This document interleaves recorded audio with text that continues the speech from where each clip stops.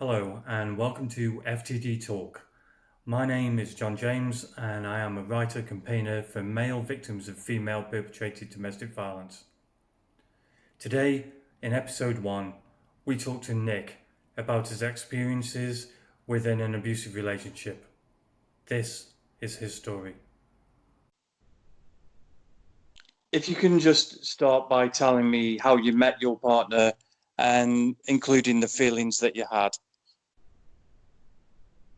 Yeah, sure. Well, I met my partner when I was living down in sort of London area, and at the time I was doing. It was quite new. It was about 2004. So online dating was quite new. So we met through online dating, and started going on a couple of dates. Had a lot in common. Got on really well, and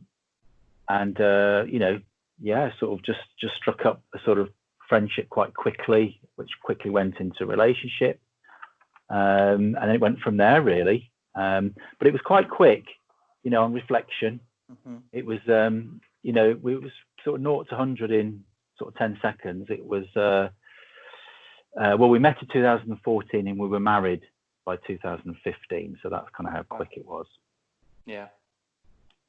And were you instantly attracted to her? Were the emotions that you felt, did they seem stronger than you've had before? Yeah, sort of when we met, it was clear that we were going to get on. I mean, she's very intelligent. She has a professional job, and we had a sort of similar sense of humour, and her interests. Well, I sort of learnt later that she told me that she had interests that were very similar to mine, sort of like being in the outdoors and being quite adventurous and stuff like that. It turns out, as I got to know her more, I'm sort of quite adventurous and sort of like risky activities like climbing and stuff like that, whereas she actually was very risk averse. So, but certainly from the outset, she gave the impression that we all had sort of very similar interests, very active, very fit and sort of very vibrant social lives, really. So yeah, we certainly, it was clear that we were sort of going to like each other. But I do remember that very early on in the relationship, and when I say early on, I mean like literally weeks, maybe a couple of months, she told me that she loved me. And I remember thinking that was really unusual because, and I remember having a conversation with it when she told me. It's like, because I felt really guilty I didn't tell her back. Because when somebody says to you, I love you, you sort of think, oh, I feel like I should be saying I love you back. But I thought, well, I'm not going to say that because I don't feel that at that particular moment.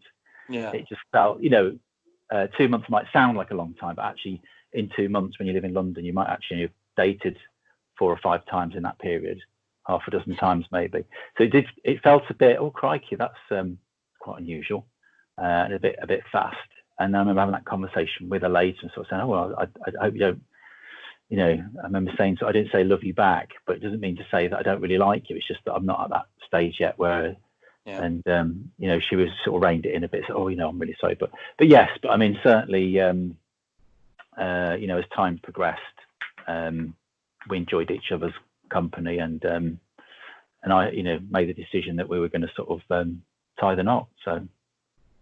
Did her saying that she loved you raise a red flag, or did you just think, oh, that's a bit quick? Yeah, no, I think it probably did raise a red flag, but I don't know. I think, this is like, we're talking sort of 15 years ago here, so 15, 16 years ago. So I think at that time, I think looking back, I was always quite a bit immature when it came to relationships, really. I never not really very good at it, I suppose.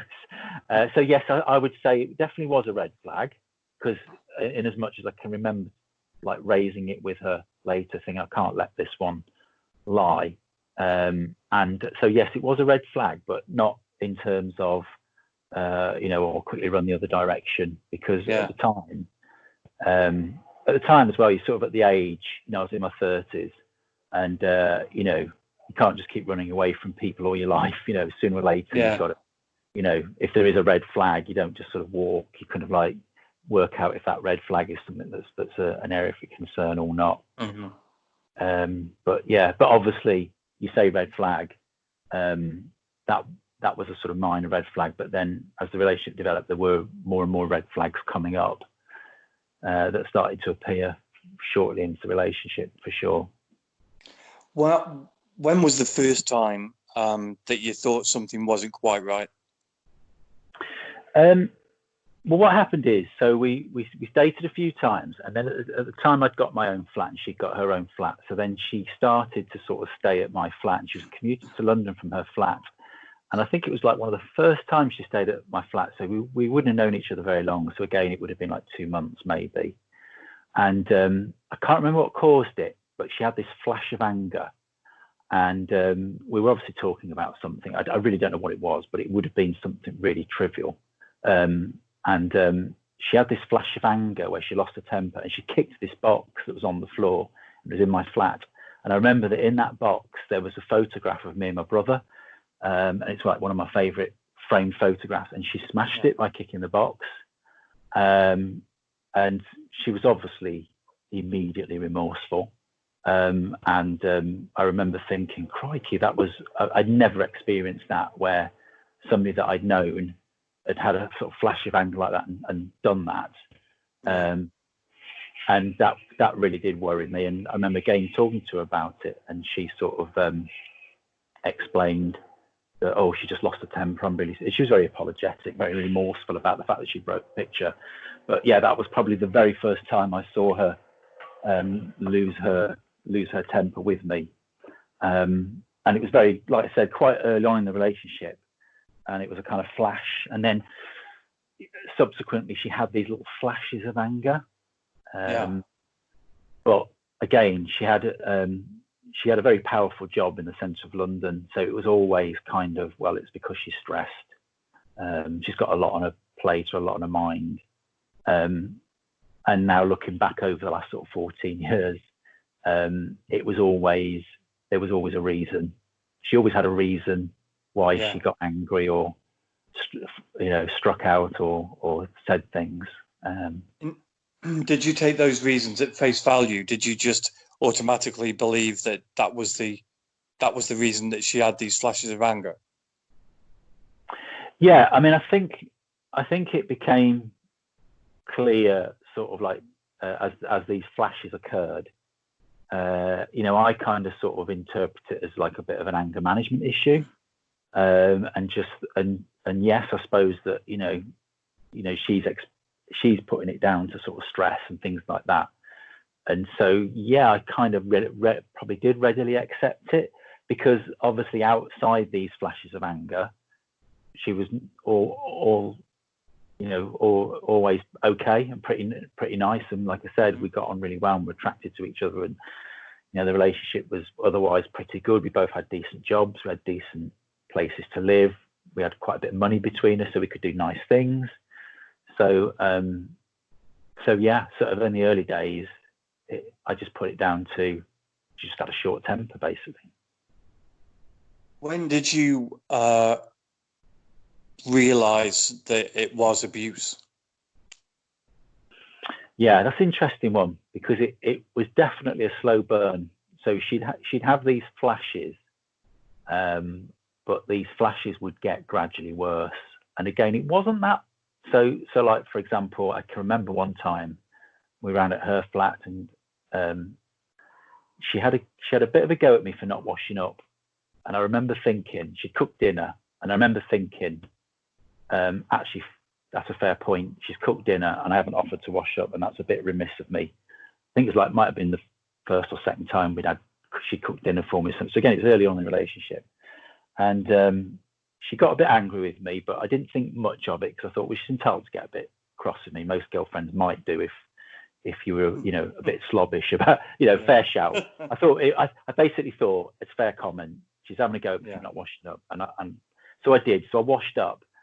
But then she absolutely flipped, because she thought I was using too much washing up liquid.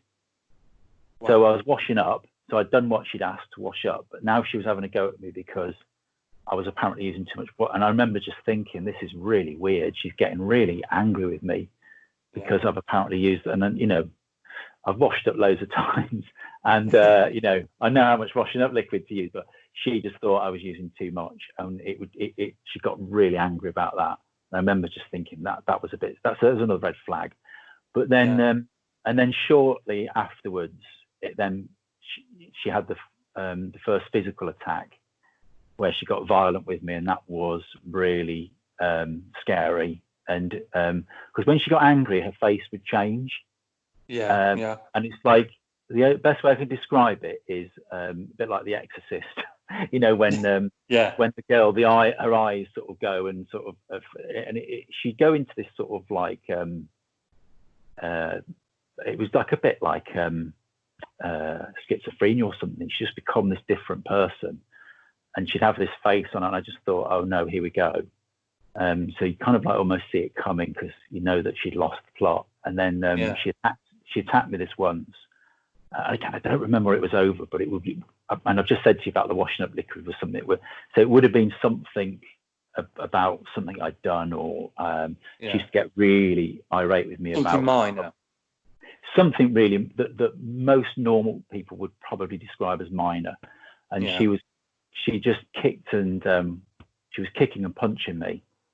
And all I could think to do, because like obviously it was hurting, was to hold her arm, so almost physically restrain her, so that she couldn't punch me anymore. And then because she was kicking me, I remember sort of pressing her against the wall to sort of try and restrict her from being able to. And then she started spitting in my face. And so I just can't remember how. I think in the end I pushed her onto the bed and just said, right, I'm going. And I'd made the decision then that that was it, I'm getting out. And it was a bit of a watershed moment in our relationship, because I'd made the decision that I was going. That was it. My mind was made up. There was no way. I mean, I was physically shaking. It was horrible. And I remember just getting my bag together. But she sort of physically prevented me from getting out, because she like blocked the doorway. But she was also, by that point, in a really bad, because when she had these flashes of anger in the early part of the relationship, not towards the second half and the latter end, but the first point in the relationship, when she had these flashes, she was exceptionally emotional and remorseful afterwards. So it was almost, once she snapped out of it, she would have almost like a breakdown.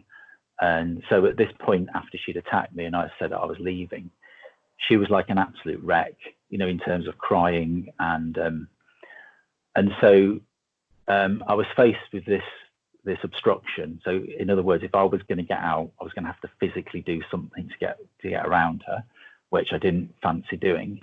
But also I could see that she was in such a state, I wasn't sure whether I could leave her like that, because you know, I'm a soft guy, I'm a caring guy, and I wouldn't want to do anything to, you know, to upset another human being. So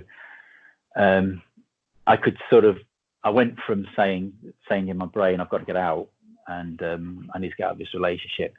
And then eventually it became to that evening, we just ended up chatting, and I just had a good heart to heart with her, and we explored some of perhaps the issues that she's had in her life, to sort of wean out why she behaves the way she does, and I just tried to understand a little bit. And the conversation was very much that, because her father left her mother when she was 2. So I remember sort of exploring that with her, and her ex-boyfriend left her because she had these anger moments, apparently, what she told me. And so at the time, I was just philosophizing that perhaps, you know, men had already always walked out on her. And so she had these huge insecurities. So that was like the kind of emotional strings that she was pulling on. And I bought it. And I think what I did in the end is, that evening when we were having this heart talk, I just said to her, right, okay, I was going to walk out on you, but I'll stick with it. I said, I'll stick by you. I said, because, you know, I'm not going to walk out on like other men have, but I'm going to give you an ultimatum. And the ultimatum is, you need to get some counselling, you need to get some support for the emotional issues that you're having. And she agreed to that, but it never kind of came to fruition. So we kind of like kissed and made up, and then you know, I kept saying to her, have you arranged this counselling yet? She's like, oh no, I don't really want to do it. And I'm saying, well, look, it was an ultimatum, you know, that was the deal. And I was sort of tried to be assertive about it. And then the one she said that she did. Now, I mean, looking back, I've got no idea whether she did attend this counselling that she said that she would. She probably did just make it up and lie.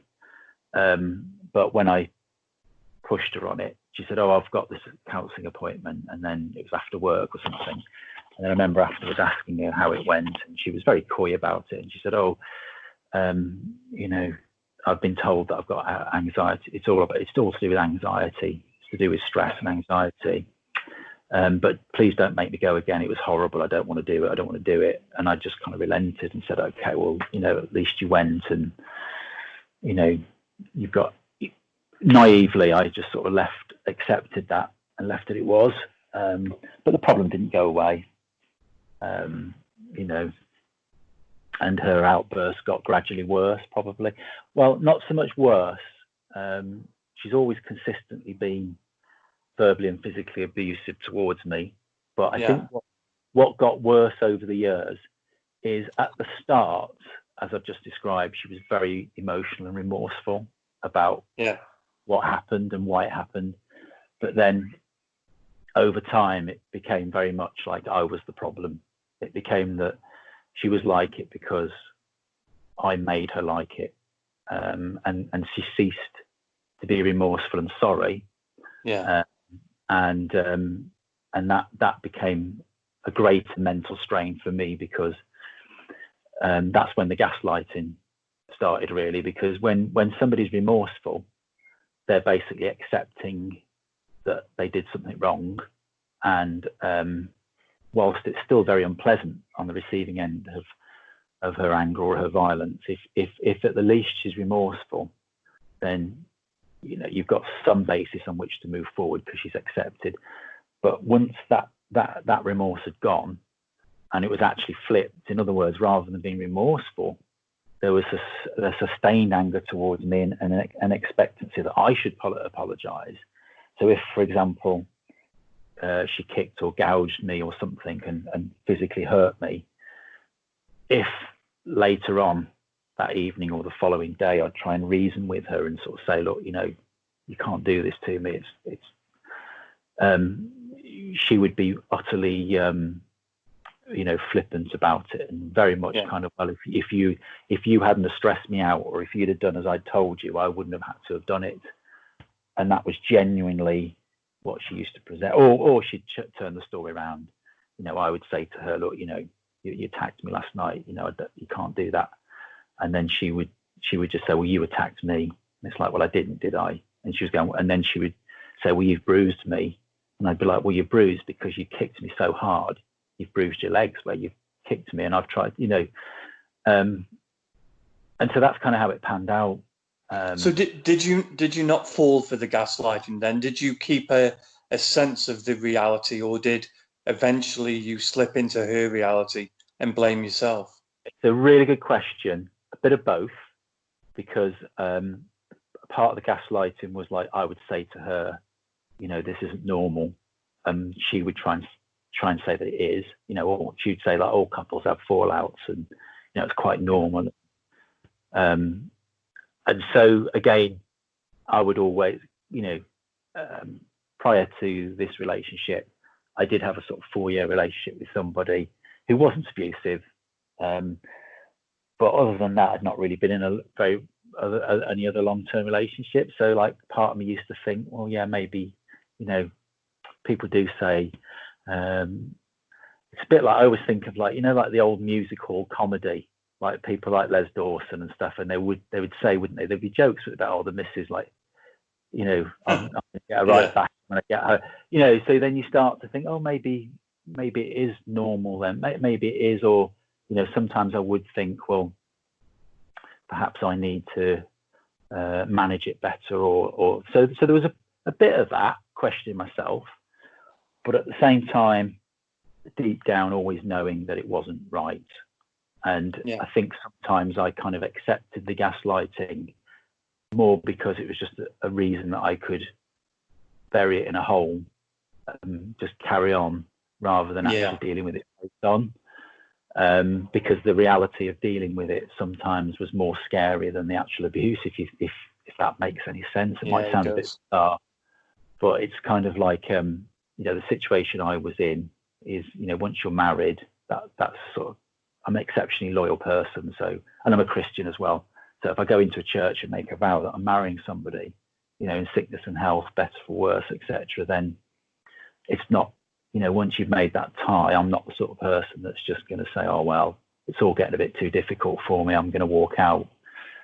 So you try and hold firm. And I always believe that, by being calm, patient, and being a bit of an emotional rock for her, really, that it might help her, it might change her, but it never did. It never did, unfortunately. But for better or worse, would you see that as including being attacked then? Well, no, but it's just really difficult, isn't it? Because you've got somebody that you love, and they've done something that's really not right. But my first reaction is well, can I, as her partner, as her lover, as a husband, do I have a duty to help her deal with this firstly, or do I just walk out? The first sign of something going, do I walk away? But also it's the emotional naivety to sort of like not deal with it as well. I'm probably one of those people that does bury my head in the sand a little bit, and there's a bit of an embarrassment about it as well. To tackle it head on with somebody, a partner, it requires exceptional courage, and I don't know, it's just something that I just couldn't really assertively do, because the more I found, particularly later on, the more I tried to address it head on, it just made life so uncomfortable and unbearable. Sometimes it was better. You end up appeasing, basically. I became an expert at just trying to appease her, and sort of negotiate, and particularly once the children came along as well, because obviously once children in the equation, it's more about protecting them. Because that's what I do find about being a victim or survivor, is particularly the authorities, when they question you and almost blame you for not leaving the relationship sooner. I mean, that is exceptionally ignorant. Anybody that accuses somebody that's been through domestic abuse to sort of question why they didn't leave sooner. I mean, it's a valid question in one sense, because it might be a question that you have to face because somebody wants to understand why the genuine reasons why you don't leave. But there is a line of questioning that you sometimes get from the authorities in terms of, I'm not questioning you why you didn't leave because I'm interested to know. I'm questioning you because I actually think you're part of the problem for not leaving, which is absolute nonsense. We've got to get over that, because if we do want victims to come forward, male or female, they need to be able to feel like, because that's one of the reasons why I didn't come forward sooner, is because I felt like the finger would be pointed at me. And I had to sort of basically manage it in such a way that when I did exit, that I was quite clear in my own mind that it was the right thing to do, and that but also that I was able to present a case to those that mattered, so that I could protect the children as well. Very difficult, really difficult. Did you believe that you wouldn't be believed or be blamed by the authorities because you were a victim or because you were male? I think mostly because I was male, because if you go to the service, if you try and act, I mean, like I'll give you a classic example. I was received at the end. So at the end, when the relationship did end, I got out. I was getting support from a domestic abuse service, and that support was very helpful.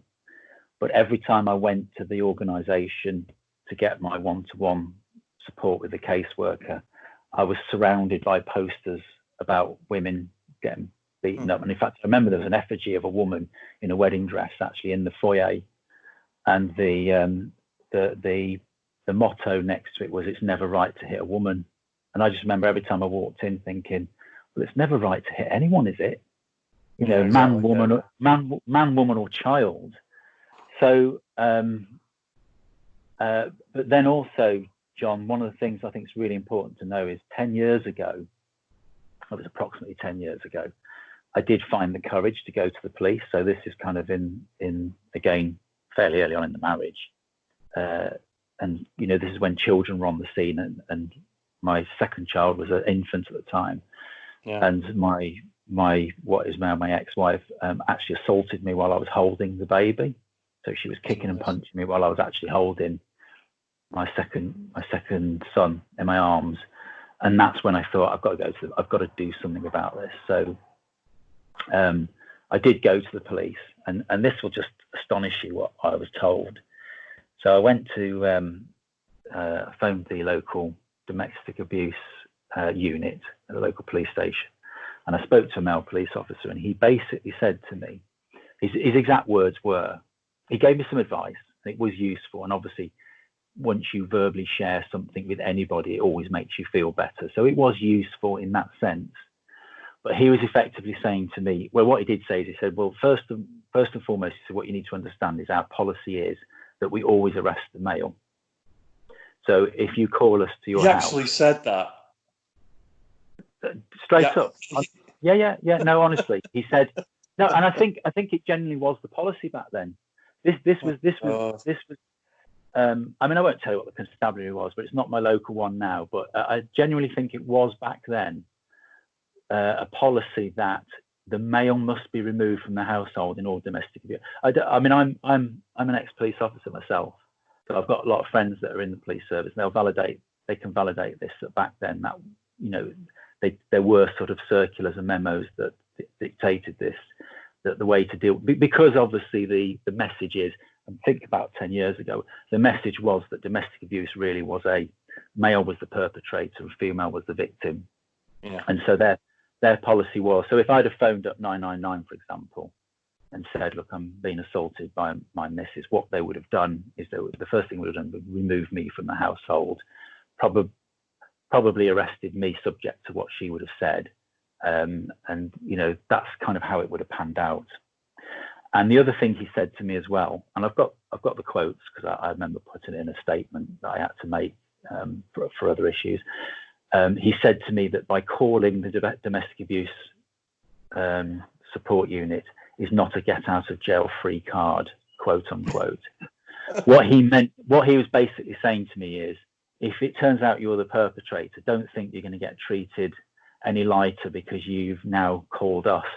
In other words, it was kind of like the message I got was that, you know, the male is the perpetrator and you can't pull the wool over our eyes, mate. It did set me back 10 years, literally, because it was a cry for help. And, wow. You know, I did get some advice from him, which was, you know, in one, you know, and because the advice he did say was about recording incidents, making a log.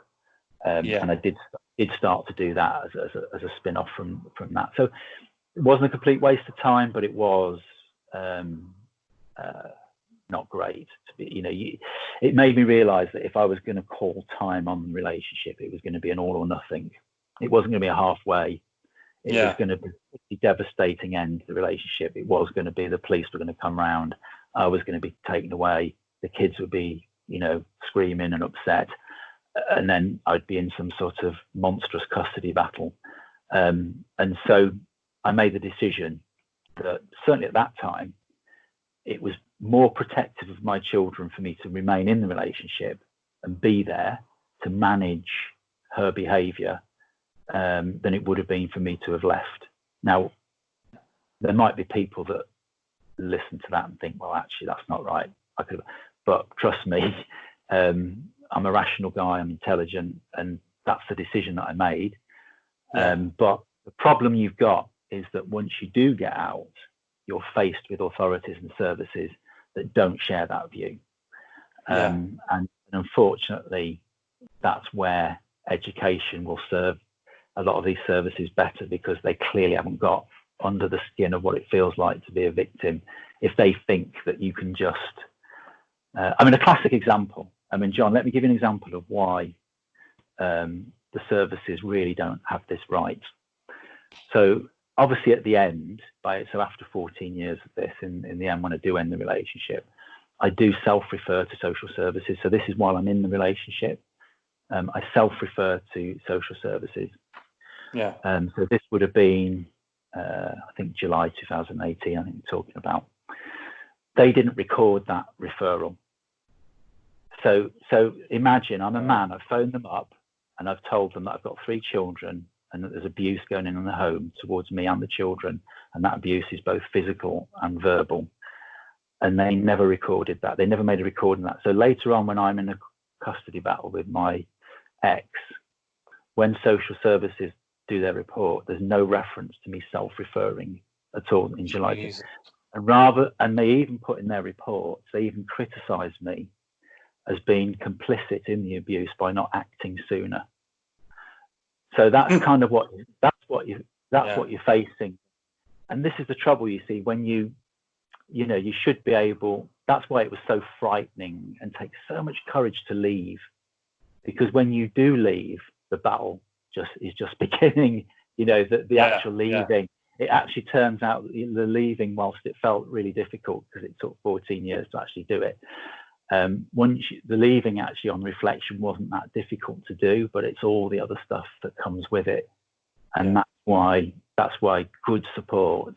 I'm exceptionally fortunate because I have an amazing family that sort of, gave me that support. But I feel horrified for any victim, particularly men, because of the perception that male victims have as being perpetrators.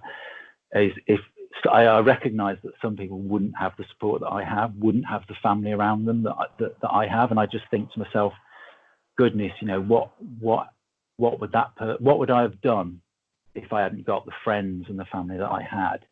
Yeah. And my employer, I've got to say, is first of all, I'm thankful that I got a decent job, but my employer, who I obviously confided with in the end, was absolutely outstanding. The support that I got through my employer was second to none. Couldn't fault it. Excellent. And it's because of that I got through it. But I think some of the people that you would put down as the experts, quote unquote, and I put the domestic abuse service that supported me, as good as they were, there were some significant faults in the support they provided, in my opinion. Social services, local authority, terrible. It's almost dysfunctional, really. Did you consult a GP at all? No, I didn't, and I should have done.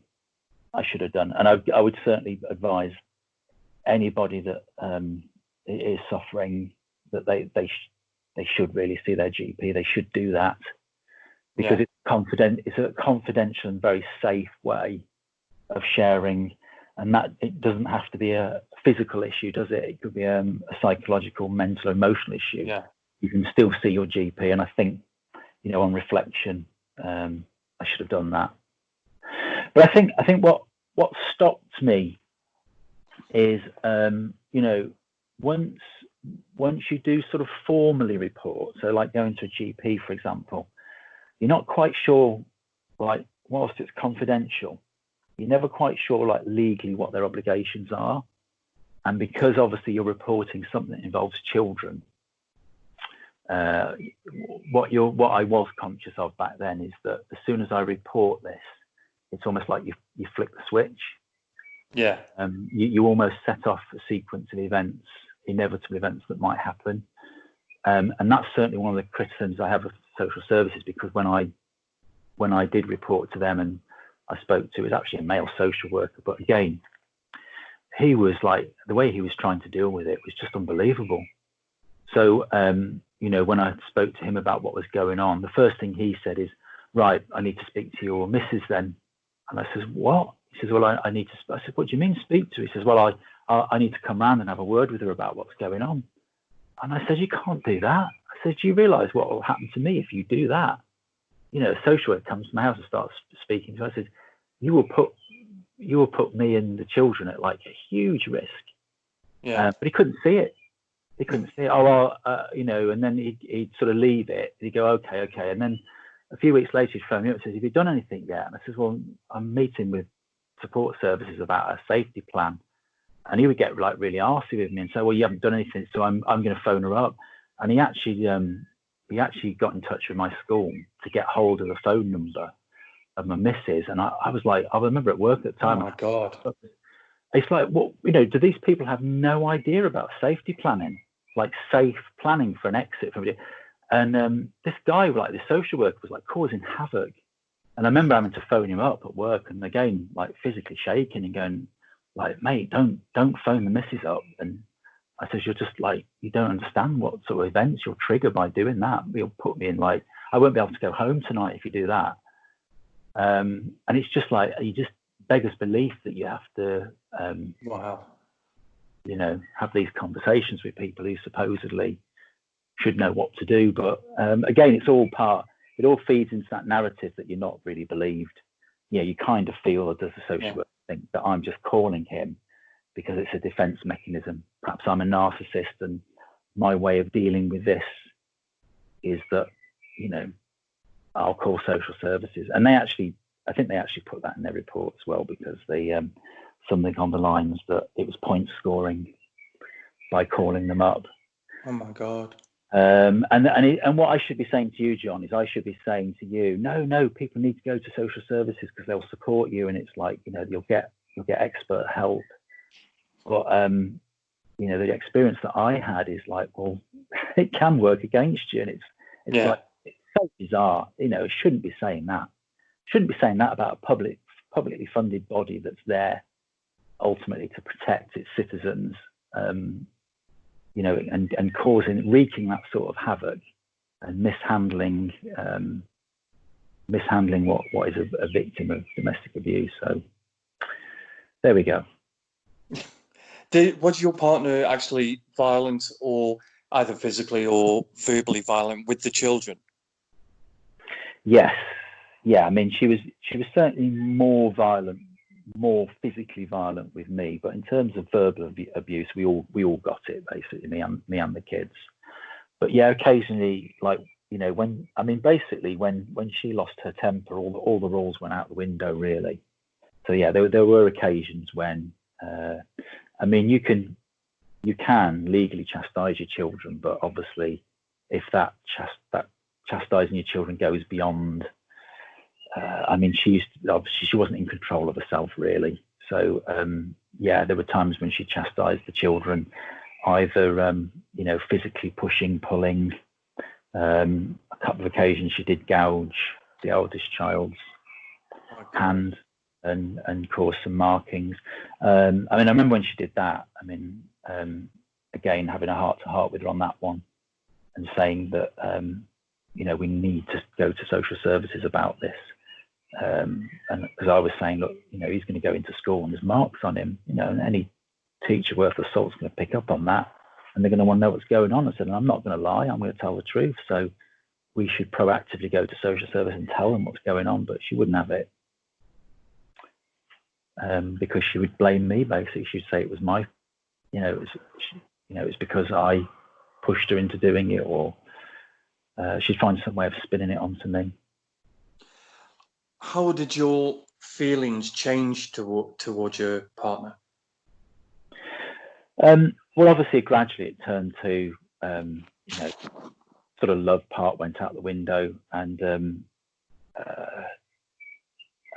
I wouldn't say I hated her, because I don't think I've ever had that emotion against any fellow human being, but I didn't have respect for her. You know, I lost respect for her as a person, because obviously there were times when I did feel sorry for her, hence why I stuck it out, because, you know, I felt like she did have issues that she needed help with. But you know, you can lead a horse to water, but you can't make it drink, can you? So I tried on a number of occasions to promote support for her. I even said, in terms of marriage guidance, I said, let's, you know, because what she'd say that I'd say to her, look, you clearly got issues here, you know, mental or psychological issues that cause you.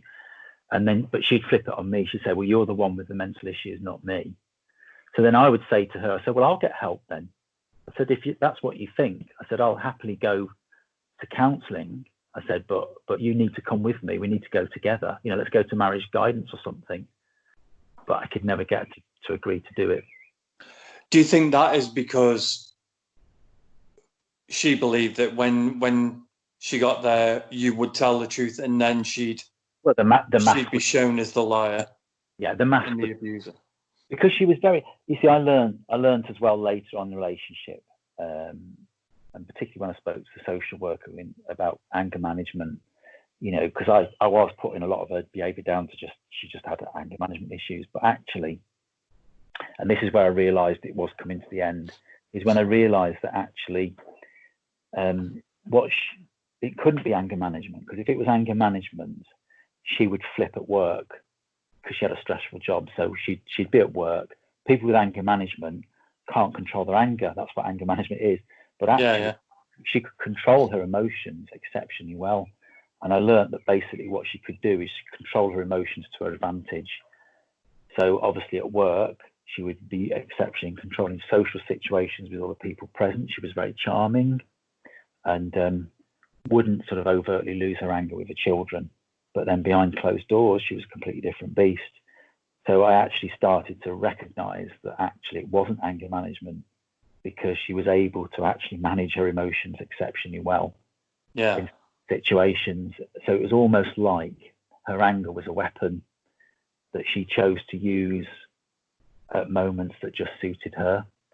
But a lot of it was about control as well. You know, she clearly did get anxious when she wasn't in control of something or somebody. So those close to her, and I'd include her mother in that, because she was abusive towards her mother as well. I witnessed her being abusive to her. So people that were very close to her that she loved, like her mom, me, and her children, you know, she would say terrible things and behave in a really inappropriate way. But if we were, you know, at a party or something, and the kids did something naughty, it'd be like, oh, don't do that, you naughty little boy. But at home, it would be like full blown, you know, tirade of abuse. Yeah. Does that make sense? Yeah, it does. Yeah. So she definitely had. It's obviously, like you say, it's obviously not anger management, because she can manage the anger in different situations. It's not anger management. I think it could be partially to do with anxiety. Yeah. I would accept that she clearly did get anxious about things, and that, but so that was obviously exacerbated things when she was stressed or anxious about something. But she would get stressed and anxious about things that most people wouldn't. You know, she would get, if you were running a couple of minutes late, you know, that's not unusual for somebody to get irritable and possibly even angry with somebody if you were running a couple of minutes late for an appointment. But for her, that would be full blown physical and verbal aggression. It was just on a different scale, really. Now that the relationship is over and you're out of that situation, how's it affected you as a person? Interesting one, that, because I think I'm only sort of getting to learn that, because I'm very proud of how I've dealt with the situation. Don't mind saying that. I think I have generally managed the exit very, very well. I can't say the same for family court, but in their part of it. But in terms of what I've done, I think I did all the right things. I'm generally a very emotionally stable person, so I don't sort of get overtly affected. But I think I am noticing things about myself, subtle things, and I think it possibly is. There's possibly a bit of post-traumatic stress in there. Like I lose concentration very easily, quite emotional. I cry about things quite easily, which I wouldn't have done before. Work productivity at work. Generally okay, but I have to work harder at being able to do it feels like I have to work twice as hard to be able to do the same tasks that I did at work. Concentration, dreams at night. I have nightmares at night, which I didn't used to have, but I can't say I'm like in bits, but there's definitely fragments of me that are about the place I have to pick up every now and again. And sort of I have flashbacks and things like that. But on the whole, I'm holding it together. The abuse charity that was supporting me, the way we left it, and it was probably 6 months ago now when I had my last appointment, was they were referring me for counselling, and this never came about. So it's something that I will pursue. I think I would benefit from some sort of counselling, because I think there probably are some demons still trapped in there that need. I mean, just talking to you now, I can feel myself a couple of times getting a little bit emotional, feeling a bit emotional about it. So, which isn't a bad thing. That's good, Yeah, it's a good thing. I'm definitely more able to talk about it than I would have been sort of 2 years ago. That's for sure. Awesome. And what kind of coping strategies have you got, if you have any? Well, I mean, I have children, and so they occupy, when they're around, because they are with their mom on some occasions. So when they're around, they are pretty much all engrossing, if you like. So that's a massive distraction, because I think distraction is important, but it's obviously when that distraction's not there that you've got to kind of think. I like to keep fit, so I'm an avid sports person. So I do, running is a great sort of release for me, really. Any sort of physical activity is amazing, taking your mind off it. I really enjoy my job. So job-wise, I'm mentally stimulated through work. So I'm just very busy. I don't really stop. But I think in terms of coping, generally, it's more about not being isolated, because I think the other thing I didn't mention about effects is, see, what my ex did do is when I did end the relationship, she then sort of started to turn. She tried to make it out that I was the perpetrator. So that's what she did. So rather than I had this kind of like dream that when we did split up, because the relationship ended in her being arrested, basically. So I expected her to basically break down emotionally, but put her hands up and say, right, I'm really sorry. But it was the opposite. She just went into complete denial, and she tried to make it out that it was actually me. And so that was really difficult, and I could cope with it, but in terms of the effects on me is because she's turned the tables on me. A lot of our circle of friends, she's basically told them that I'm the perpetrator. So there are people now within the community that won't talk to me, shall we say? Or so I've lost some friends because of it. But obviously, I say friends in the loosest term. I think people who have done that weren't actually friends.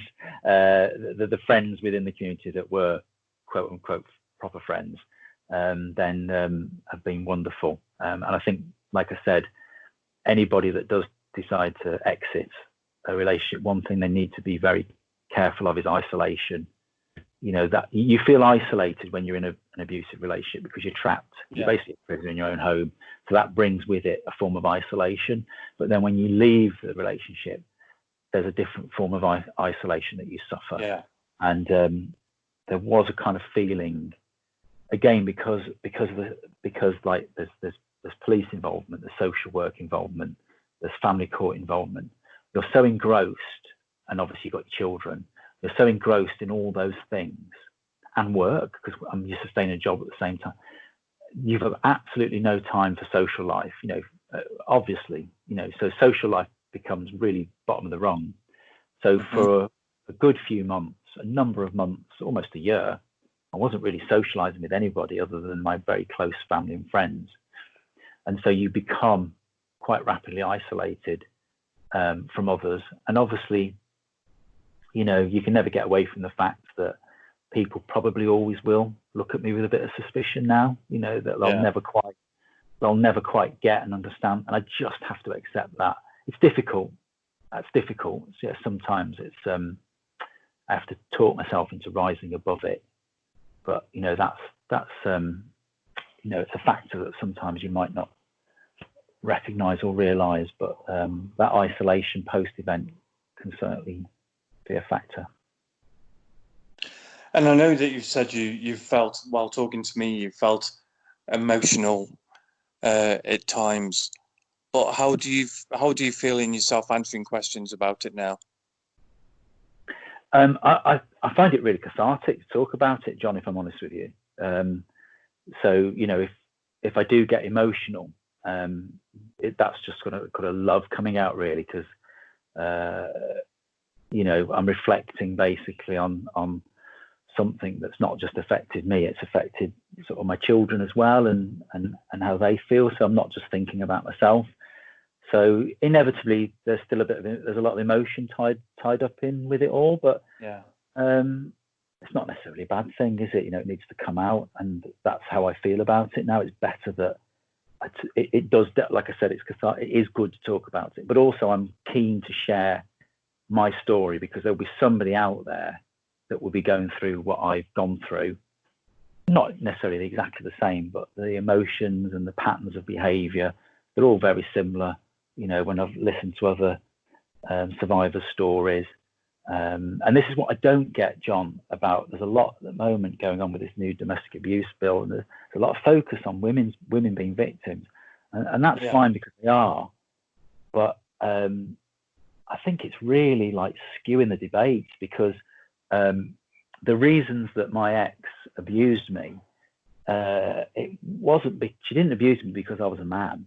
It's not a gender issue. She's not attacking me because I'm a man, because let's face it, I've got boys and girls as children, and they both copped it. I'm being attacked because she wants power and control over me and the things that are around her. And I would strongly suggest that women who were abused in their homes, it's for the same reason. The men aren't attacking those women because they're a woman per se. They're attacking that woman because they want control over her. Yeah, exactly. They want to oppress their power. And therefore, in terms of dealing with domestic abuse, it's really unhelpful to twist it into a gender debate, because actually there are crimes that are gender issues. If you talk about sexual crimes, you might be able to sort of talk about them in gender terms. But in terms of domestic abuse, I think it's really silly to start making it out that it's a particular issue to a particular section of the community, because I think we're all susceptible to it. We're all capable of being perpetrators, that's for sure, and we're all certainly capable of being on the receiving end of it, man, woman, or child. So I think that's really important. I personally think that's really important. Well, Nick, thanks very much for your story. That's absolute pleasure. It's awesome, and it's really awesome that you're speaking out about it. I think it's really important that survivors of abuse do speak out about this. And 100%, definitely, yeah. And I'm hoping this podcast series will help other people speak out, and together everybody can heal from it. It's like I found a lot of sanctuary and comfort in talking with somebody like yourself, knowing that you've gone through awful stuff, and it's really important, isn't it, to because you do. One thing that I did do is that when I was in the midst of it, is you did wonder that, you know, like that loneliness, that isolation, you do feel that it's just happening to you, and that, you know, but it doesn't. It happens to literally thousands, and it's a bigger problem. We know, we're starting to recognise as a society it's a huge problem, and until we all come forward, start sharing our stories and getting help, you know, it's not going to get better. So anything that I can do to help. There's loads more flesh to the bones, but we've run out of time. I recognise that, but look, if there's anything else you need from me, or you think I can help anybody, then, you know, just let me know. Thanks, Nick. Cheers. Ladies and gentlemen, thank you for listening. Nick is one of hundreds of thousands of men who suffer the devastation of domestic violence every year.